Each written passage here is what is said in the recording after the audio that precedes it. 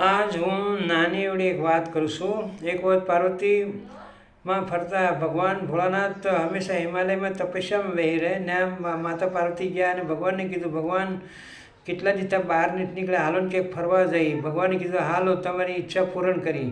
ભગવાનને અંકાશ માર્ગે નીકળીને ઘોર જંગલ હતું ના હેઠા ઉતર્યા। ના હેઠા ઉતરીને અને પછી માતાજી ને ભગવાન એક જંગલમાં બે મોટા મોટા પથ્થરના ઓટલા જેવા પથ્થરા હતા, એની માથે ભગવાન બેઠા અને પાર્વતીમાં કાંઈક ફળ ફૂલ લઈને આવ્યા અને જોયું તો ભોળાનાથ સમાધિમાં બેઠા હતા આંખું બંધ કરીને। એટલે એને વાંહેથી આવીને અને ભગવાનની આંખું બે હાથેથી બંધ કરી દીધું। તો ભગવાનની ત્રીજી આંખની કાનેથી પરસેવો વળ્યો અને પરસેવો હેઠો પડ્યો, એમાંથી એક નાનો એવો છોકરો પેદા થઈ ગયો। પાર્વતી માતા બી ગયા કે આ શું છે, આ તો બે આંખે આંધળો દેખાય છે। તો ભગવાને કીધું, તમે મારે એવા ટાઈમે આંખી બંધ કરીને એનો પરસેવો પડ્યો એટલે આ રાક્ષસ પેદા થઈ ગયો અને આનું નામ અંધકાસુર છે। તો હવે આ છોકરાનું શું કરવું પાર્વતીમાં બેવણા તો કે રહ્યો દેવી।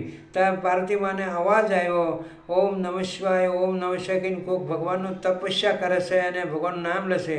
તો કે આ કોણ છે? તો કે એ જે રાક્ષસ મારી ભક્તિ કરે છે એ છોકરા હાટું કરે છે ને આ છોકરો હું એને આપી દઉં। એમ કહીને ભગવાન છોકરાને લઈને નથી હાલ્યા અને હિરણાક્ષને દર્શન દીધા અને કીધું, તારી તપસ્યા સફળ થઈ, હું તને દીકરો આપું છું। તને ભગવાને એને દીકરો આપ્યો તો કે ભગવાન આ તો બે આંખે આંધળો દેખે છે, આને તો મારે સેવા કરવી પડશે, એ મારી સેવા હું કરવાનો? તો ભગવાને કીધું, આ શક્તિશાળી છે, તકદીરવાળો છે અને જ્ઞાની છે અને આની અંદર બહુ પાવરફુલ શક્તિ છે। તો આ દીકરીઓ જ્યાં જ્યાં તારી હારી હશે ને હરેક ઠેકાણે તારી વિજય થશે અને તું જીતીશ હંમેશા।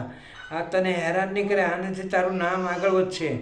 એમ કહીને દીકરો એને આપી દીધો અને એ દીકરાને લઈને અને બે બાપ દીકરો ઘેરે આવ્યા એટલે એની માને પગે લાગ્યો અને પછી બે લડાઈમાં નીકળી ગયા। હવે લડાઈમાં નીકળ્યા એટલે અત્યાચાર બહુ કરવા મળ્યા હતા। તો રાક્ષસને પહેલાં તો દેવલોકને હરાવીને દેવ સ્વર્ગલોકથી ઘરથી બે ઘર કરી દીધા, કાઢી મૂક્યા બધાને અને પછી પતાળમાં ગયા, બધું જીતી લીધું અને પૃથ્વી માથે આવીને અને મનુષ્ય લોકને હેરાન કરવા મળ્યા।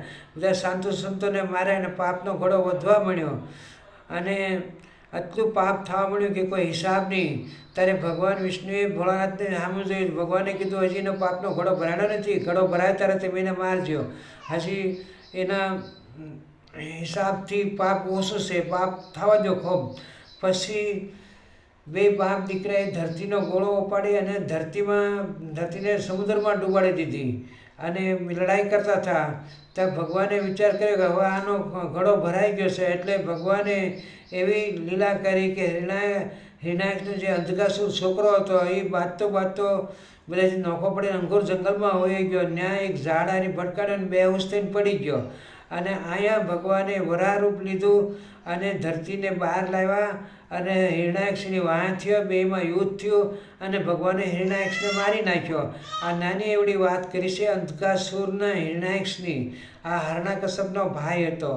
જય દ્વારકાધીશ। નાની એવડી વાત આગળ પાછળથી કટ કરીને કરી છે। જય દ્વારકાધીશ। વાત સત્ય છે। અંધકાસુર